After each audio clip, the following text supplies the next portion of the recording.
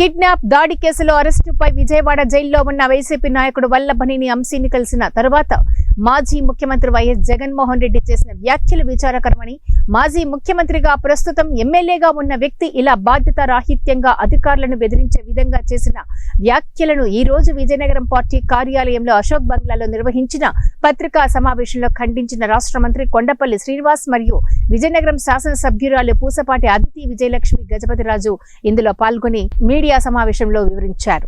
చర్య తీసుకుంటామని బాహాటంగా చేయడం చాలా విడ్డూరం.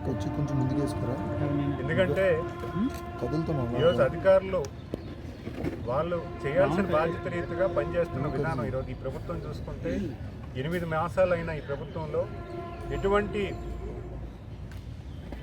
పక్షపాతం లేకుండా రూల్ పొజిషన్ ఫాలో అవుతూ ప్రతి డిపార్ట్మెంట్ని రివైవ్ చేయడానికి గౌరవ ముఖ్యమంత్రి వారు చర్య తీసుకుంటుంటూ ఈరోజు అలాంటి ఈ ప్రభుత్వం ఎంత ఎదిరించి మరీ దారుణంగా రిటైర్ అయిపోయినా పర్వాలేదు, మేము మీ మీద కక్ష సాధిస్తాం, మీరు పని చేస్తే మేము ఒప్పుకోము, మీరు అన్యాయాన్ని బయటికి తీసుకొస్తే మేము మీ మీద దాడి చేస్తాం అని భయంకరమైన బెదిరింపులు చేయడం ఎంతవరకు కరెక్టు, ఎంతవరకు ప్రజలకి ఇది మంచిది అనేది కూడా మన ప్రజలు విశ్లేషించాల్సిన అవసరం ఉంది.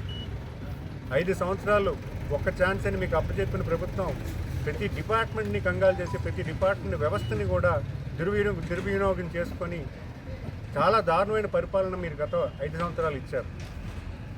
ఈరోజు ఒక దళితుడు ఇంకొక రూల్ పొజిషన్ అర్థం కూడా అవ్వదు.